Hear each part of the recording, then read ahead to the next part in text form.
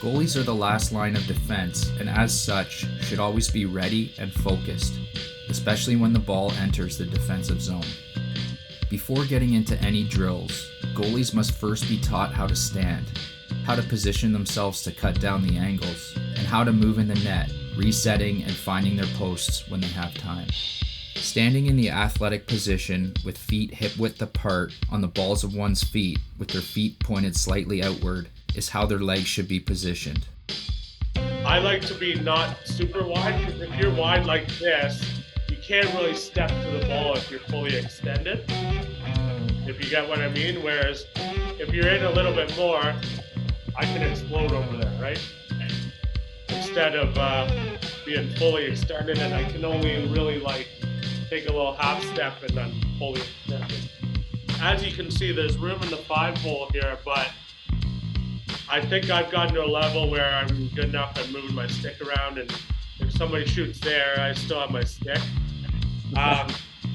So we don't want to be too wide. We want to just be able to really explode over, okay? The goalie's upper body should be upright with a slight forward bend, and their lower body having their knees slightly bent the majority of the time. Think balance, body, i.e. standing big, and step. Basically shoulders up as big as possible, almost like the chicken wings out too. But once you're in your equipment, it takes up a lot of space, right? So keep my elbow out, hand down. Obviously we don't want to have our hand crooked. Goalies should strive to stay on their feet for as long as possible in order to get maximum net coverage, while keeping their eyes on the ball and constantly repositioning to square up or align to the ball carrier's stick head as best as possible. All this while playing the 5 standard angles: point, both creases, and both shooters. Goalies should hold their stick in their dominant hand, ideally with the hand that would be their top hand while passing, which leads to a quicker transition of gathering a rebound, bringing the stick up into the throwing position, and ultimately making an outlet pass. The stick hand should be holding the shaft firm, halfway down the goalie's thigh, tight to their body, and they should be leaning on the stick head slightly, which is positioned 3 to 6 inches in front of their feet, constantly dragging their stick whenever they're moving. The shaft of the stick should pass between one's elbow and body, with the armpit becoming a lever in aiding with the movement of the stick. The rest of the shaft comes out behind the goalie's shoulder on the crossbar, which again can be used for leverage. The goalie's glove hand should then be placed beside the hip with one's elbow slightly bent, creating an arm triangle, covering up the 7-hole, which is the space under the goalie's armpit, otherwise used to reach to save low perimeter shots. In its entirety, as described, the goalie's stance is where most of the bad habits a goalie develops will lie. Alongside always being in the ready position, the number one priority of a goalie is to always track the ball until oneself or one's teammate has corralled it. As with finishing a check for a player, finishing the play as a goalie means to track the ball until it's in your pads, otherwise tracking rebounds and always repositioning to the proper angle. So rebound control, obviously it depends where the ball hits you, but first and foremost, I think a lot of times with the younger goalies that I coach, I feel like they think they need to do everything as quick as possible. So as soon as the ball hits them, they think that they gotta try and get it and throw it as quick as they can to their teammates. I'm kind of the other thought where we want to be controlled in everything we do in terms of we want to let the ball hit us. Obviously we have to make the save before we can get the rebound. So we want to make the save and then react to where the ball is, and we just want to first and foremost get the ball in your stick to be able to make an outlet pass or make sure the ball isn't still bouncing out of the crease. We can trap it with our stick and then get control nice and easy.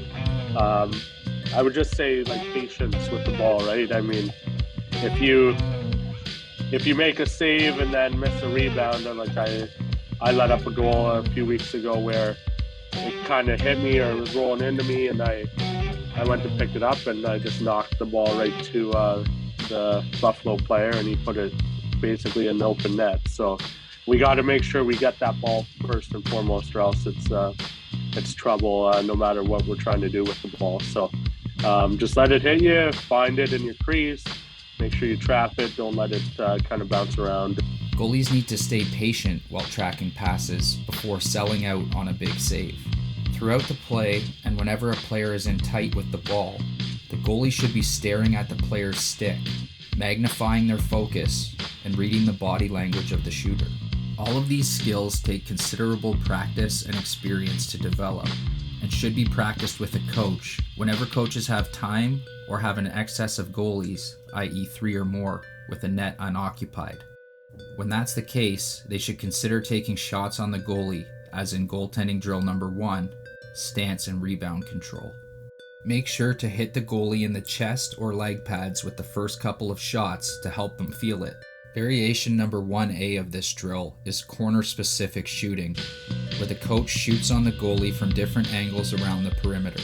In this variation, coaches tell the goalie which corner they'll be shooting at, taking 5 shots per corner, and then switching between corners until they have covered all 4. During this process, coaches would be analyzing the previously described technique and helping goaltenders with their stance and movements, such as shoulder blocks, kick saves, etc. In variation number 1B, coaches continue to take shots from different angles around the perimeter. However, the shots are less predictable and can be to any corner. Switching to inside shots instead of outside shots is also an option. Variation number 1C is the same as the previous variations, except coaches take a certain type of shot, whether it be overhand, sidearm, underhand, twisters, or bounce shots, all of which can also be done at random. Variation number 1D focuses on the goalie trap and scoop, which becomes the most common error, that being not actively pursuing rebounds around their crease with their stick. In variation number 1D, coaches miss the net on purpose the odd time, hitting the ball off the glass and ultimately off the back of the net, otherwise rolling the ball somewhere near the crease. Goalies then have to reach for the loose ball outside of their crease, whether behind the crease or in front of the net, being sure to keep at least 1 foot in the crease while trying to obtain the ball in order to avoid a back-in violation. It is also important that they learn to use the length of the stick while reaching with 2 hands to get maximum coverage. Once they have the ball, goalies should bring it up into the throwing position as quickly as possible, as a good habit, passing the ball back to the coach, who eventually starts to move around, acting like an outlet pass. In variation number 2, a second shooter is added. Goalies continue to be shot on from different angles around the perimeter, with the 2 coaches or volunteer players swinging the ball from east to west and shooting at determined or undetermined times. One or both players can also move closer to the net for inside shots, after having started with a few shots from the outside. Variation number 3 is the same as 2, except coaches should miss the net on purpose a few times, again hitting the ball off the glass and the back of the net, even throwing passes to the other coach off the glass to test the goalie's ability to track the ball. Again, goalies should be instructed to trap and scoop any rebounds constantly. Variation number 4, not shown here, is for the goalie to have no stick, instead working on using their body more than they might have otherwise, which is great for goalies lacking mobility. Of note is that this drill may be used for any drill deemed appropriate throughout the Laxlife platform. Variation number 5 is to turn the net around, and goalies reacting to the rebounds off of the end boards. Coaches should gradually increase the speed of their shots based on the reactionary ability of the goalie. This drill is done purely for reaction time and shouldn't be considered sport-specific per se, and thus should only be used where appropriate, namely somewhere near the beginning of a practice. Every goalie is a little bit different. Like, we have 3 goalies on our team. We all kind of have a slightly different stance and all that. You don't want to be too crouched over. You want to be crouched a little bit at your hips and legs, but you still want to be tall with your upper body, right?